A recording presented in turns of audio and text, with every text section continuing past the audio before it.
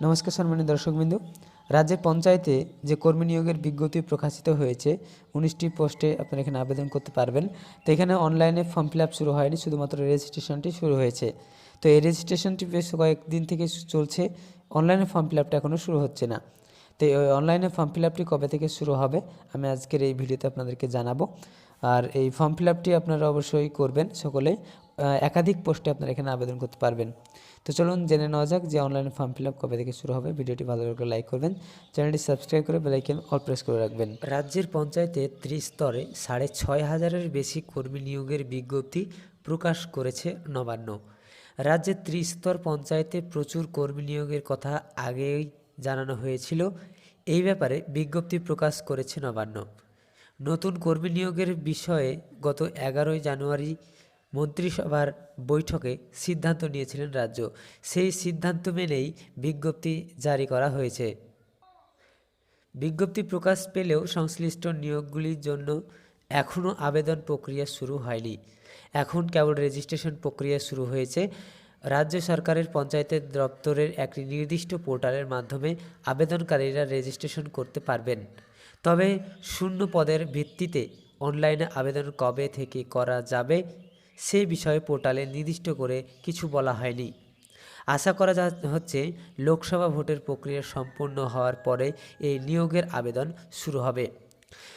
তো এখানে যে পোর্টালে বলা হয়েছে যে শুধুমাত্র রেজিস্ট্রেশন শুরু হয়েছে, অনলাইনে যে আবেদন প্রক্রিয়া সেটা শুরু হয়নি। এটা শুরু হবে তখনই এই ভোট যখন বেরিয়ে যাবে। তারপর এই ভোট চলাকালীন একটি নিয়ম বেঁধে দেওয়া হয়েছে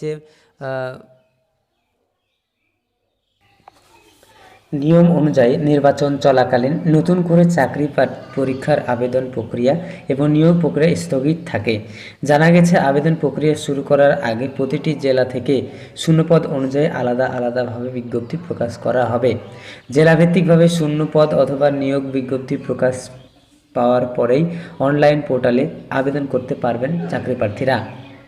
তো আপনারা বুঝতে পারলেন যে যে অনলাইনে ফর্ম ফিল আপ, সেই অনলাইনে ফর্ম ফিল আপটা এখনও শুরু হয়নি, শুধুমাত্র রেজিস্ট্রেশনটা শুরু হয়েছে।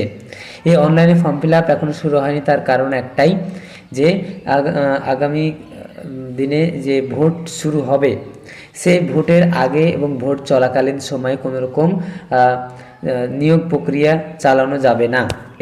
এই এমনই নিয়ম কিন্তু বেঁধে দেওয়া হয়েছে নির্বাচন কমিশনের হাতে।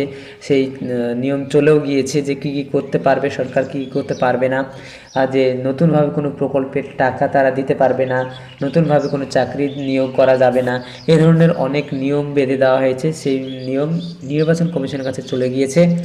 তাই এখন এই অনলাইনে ফর্ম ফিল আপটি শুরু হচ্ছে না, শুধু রেজিস্ট্রেশন চলছে। আপনারা সকলে রেজিস্ট্রেশন করে রাখুন। ভোট বেরোলেই কিন্তু এর অনলাইনে ফর্ম ফিল আপ শুরু হয়ে যাবে এবং নিয়োগ প্রক্রিয়া শুরু হয়ে যাবে। তো জেলাভিত্তিক অনেক নিয়োগের জন্য জেলাভিত্তিক যে শূন্যপদ দেওয়া হয়েছে সেগুলো আপনাদেরকে একটু বলার চেষ্টা করব। 6,652টি শূন্যপদ রয়েছে টোটাল।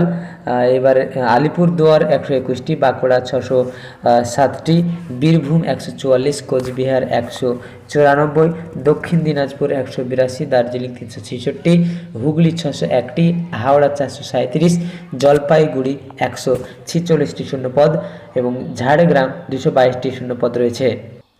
এছাড়াও কালিম্পং 169টি, মালদা 136টি, মুর্শিদাবাদ 173টি, নদিয়া 144, উত্তর 24 পরগনা 516, পশ্চিম বর্ধমান 117, পশ্চিম মেদিনীপুর 560, পূর্ব বর্ধমান 299, পূর্ব মেদিনীপুর 321, পুরুলিয়া 397, দক্ষিণ 24 পরগনা 516টি শূন্যপদ রয়েছে। এছাড়াও উত্তর দিনাজপুর 96টি শূন্যপদ রয়েছে। এগুলো হচ্ছে জেলাভিত্তিক আলাদা শূন্যপদ। এই শূন্যপদে কিন্তু আপনারা আবেদন করতে পারবেন। চাইলে আপনারা যে জেলাতেই হোক না কেন, যে কোনো জেলার আন্ডারে কিন্তু আপনারা ফর্ম ফিল আপ করতে পারবেন একাধিক ডিএলআরসিতে। তো আপনারা ফর্ম ফিল আপ করবেন খুব শীঘ্রই। ভিডিও ভালো লাগলে লাইক করবেন, চ্যানেলটি সাবস্ক্রাইব করে বেল আইকন অল প্রেস করে রাখবেন এই ধরনের ভিডিও সবার আগে পাওয়ার জন্য। আর অনলাইন ফর্ম ফিল আপ কবে শুরু হবে সেটা জানার জন্য অবশ্যই চ্যানেলটিকে